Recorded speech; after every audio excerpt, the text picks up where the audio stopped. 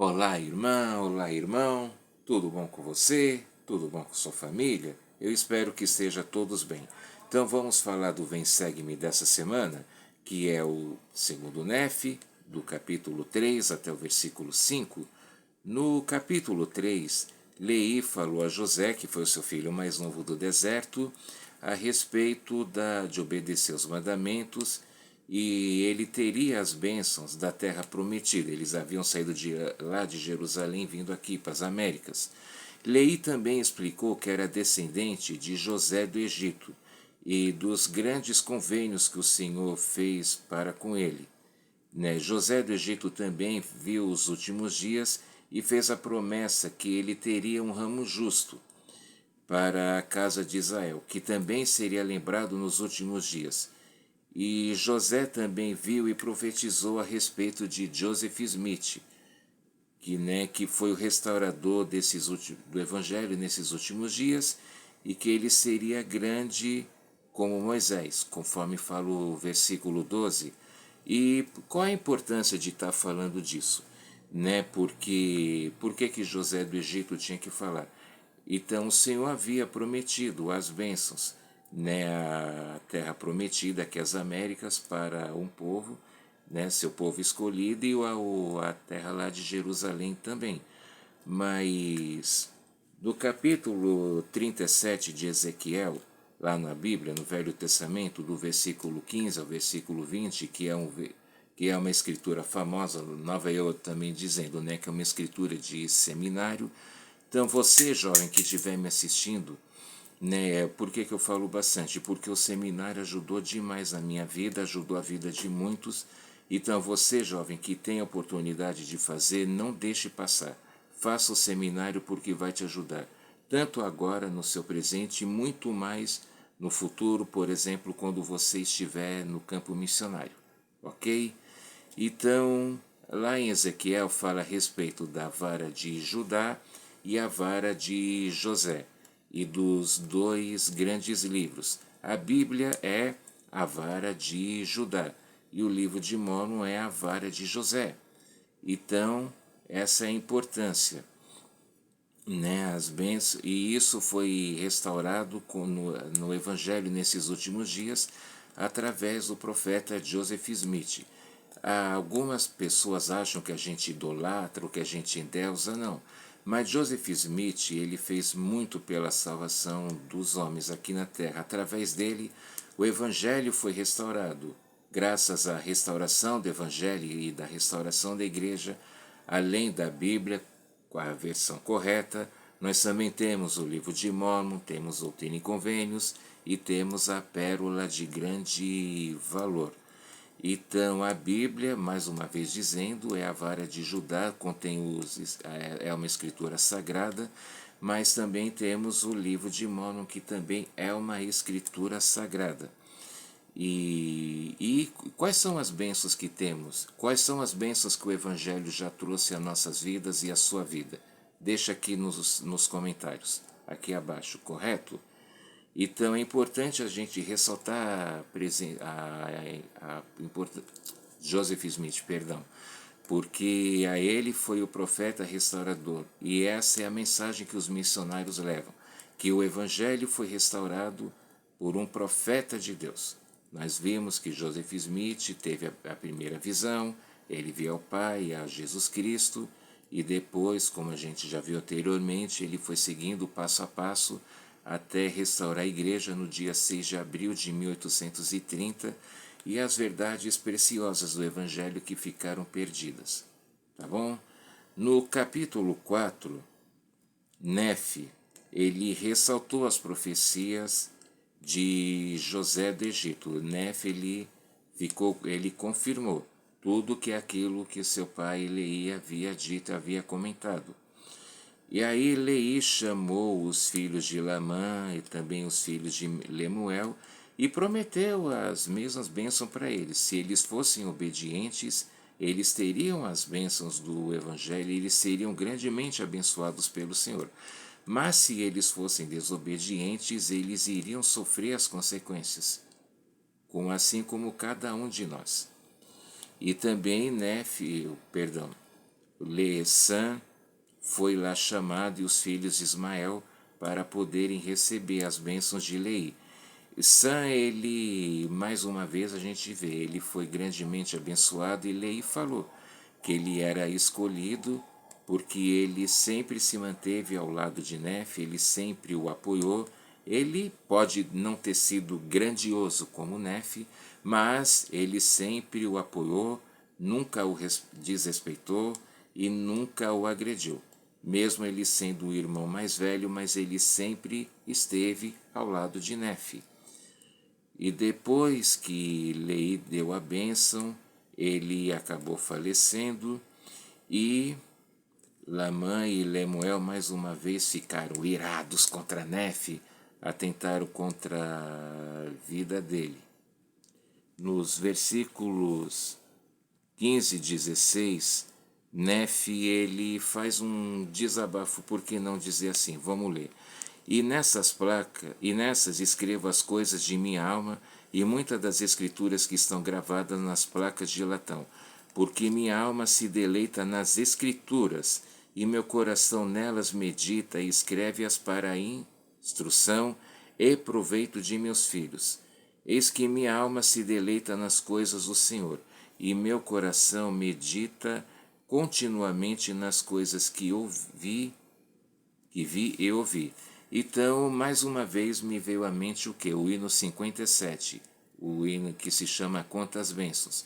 Esse hino fala a respeito, de quantas coisas a gente pode pensar que o Senhor nos esqueceu, nos abandonou e desamparou, mas a gente vê quantas bênçãos na verdade o Senhor sempre faz por nós e muitas vezes esquecemos de agradecer.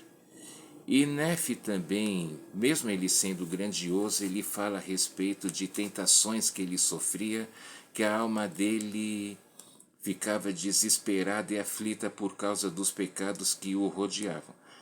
O que eram esses pecados? O que era isso que atormentava tanto Nef? Nós não sabemos, ele não deixa claro. Eu acredito, você deixa no comentário se você concorda comigo ou não. Todos nós estamos aqui para aprender um com o outro. Mas eu acredito que Nef, ele às vezes ele sentia vontade de dar uns tabefe ou de dar umas chicotadas lá nos irmãos dele.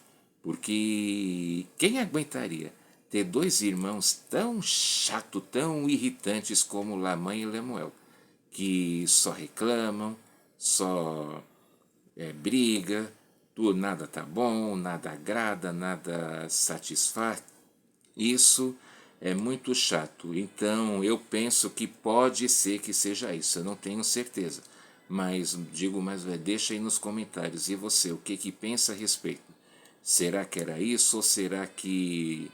O que será que atormentava Nef? Mas ele procurou forças no Senhor. Ele procurou não deixar aquilo se abater ele. Então, Nef, o que ele fez? Ele não procurou se vingar de seus irmãos, ele não procurou atacar eles, mas Nef procurou no Senhor as suas forças. Vamos ler? No versículo 23, continuando no capítulo 4, é claro, diz assim: Eis que ele ouviu meu clamor durante o dia e deu-me conhecimento por meio de visões durante a noite. Então quer dizer que Nef ele não fez uma oração simples, ele ficou clamando, ele clamava ao Senhor fervorosamente. Durante o dia e durante a noite ele tinha visão de coisas maravilhosas e extraordinárias. No 24, durante o dia eu ousadamente lhe dirigi fervorosa oração. Sim, elevei minha voz e anjos desceram e serviram-me. Então a fé de Nef era tão grande, mas tão grande, que ele fez uma oração fervorosa e ele foi abençoado de anjos terem vindo para o servir. Tá, não é mesmo?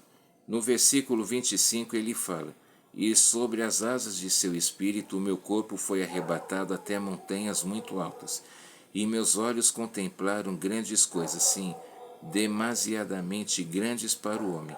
Fui, portanto, proibido de escrevê-las. Então, Nef, mais uma vez, ele foi arrebatado, ele viu coisas tão magníficas que ele foi até proibido de escrever. E conforme lá no começo do capítulo, Nefe mais uma vez ele não fala além do que devia. Quando os irmãos tentaram contra ele, ele falou: eu não vou dizer tudo o que eles disseram, basta dizer que se enfureceram contra mim.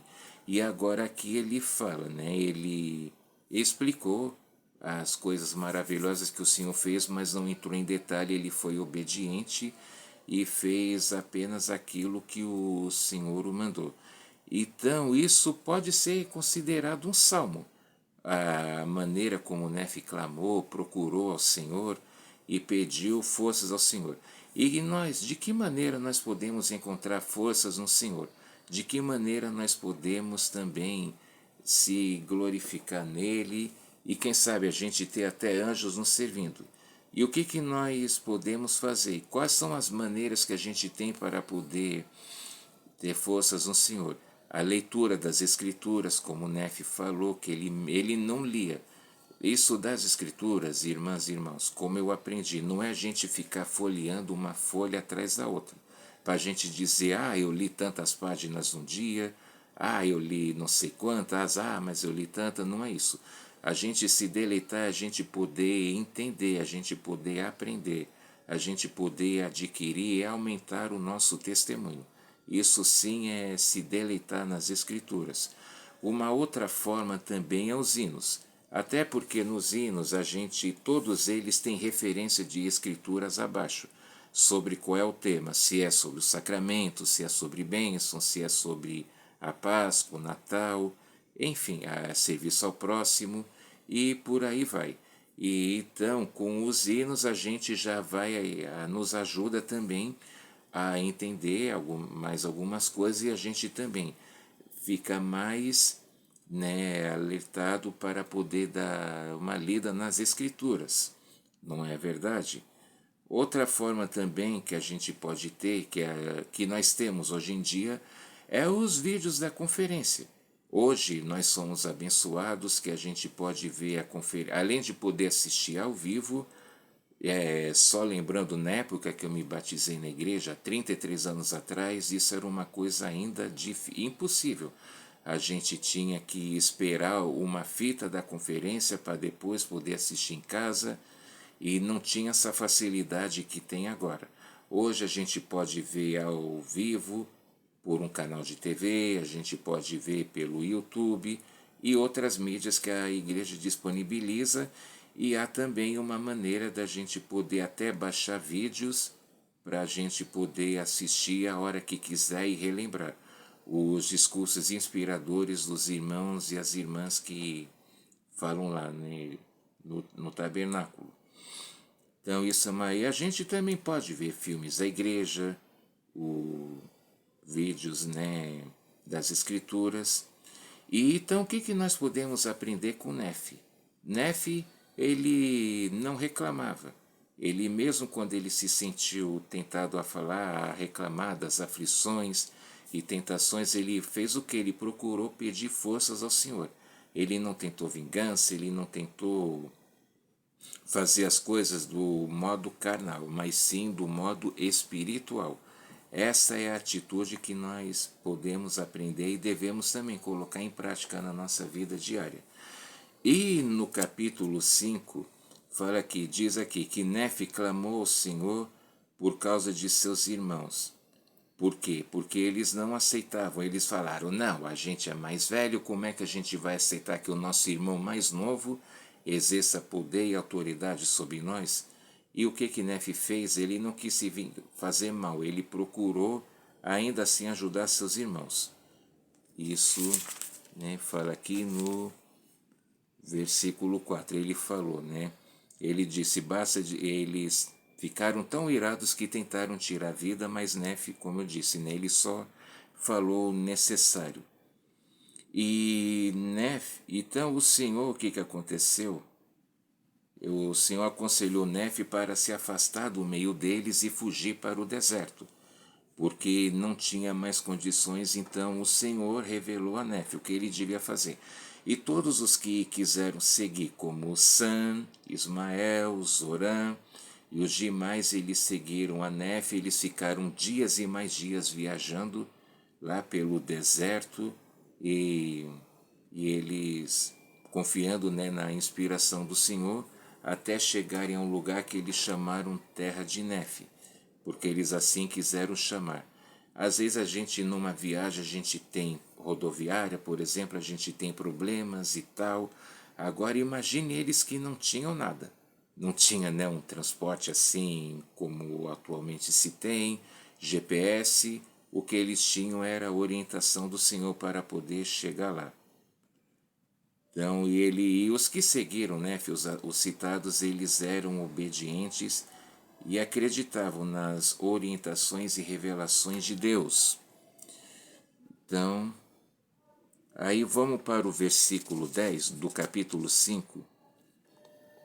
E aí, depois que eles chegaram lá e se estabeleceram na terra que eles chamaram Terra de Nefe, e eles se denominaram também o povo de Nefe, no versículo 10 fala: E esforçamo-nos por guardar os juízos e os estatutos e os mandamentos do Senhor em todas as coisas de acordo com a lei de Moisés.